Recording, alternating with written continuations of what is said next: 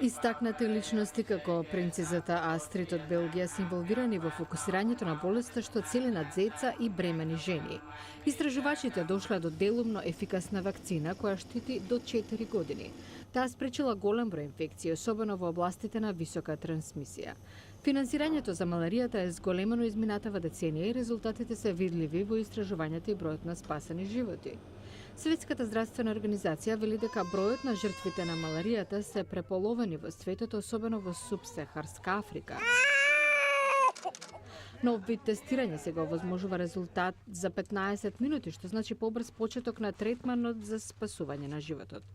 Многу држави сега се фокусирање на елиминирање на болеста за прв пат во историјата. Голема разлика направиле мрежите за кревети кои ги спречуваат комарците да го пренесуваат паразитот. Па сепак не недостасуваат 50% од потребните ресурси во глобалната борба против маларијата. Доктор Фатоумата Нафо Траоре раководи со меѓународната програма за искоренување на маларијата. Таа е загрижена дека комарците развиваат отпорност на вообичаено користените инсектициди во Африка.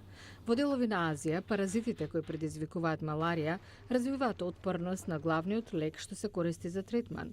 Ова представува закана за севкупните напори болеста да се искорени. Доктор Вилијам Мос од Институтот на Џонс Хопкинс за истражување на маларијата за Гласот на Америка зборуваше од Лумумбаши. Ако не работиме заедно, успесите во едни земји ќе бидат поништени од уназадувањето кај нивните соседи. Маларијата се уште убива над половина милион луѓе годишно, главно деца. За нејзино искоренување треба контрола на комарците, подобри лекови и на секако ефикасна вакцина.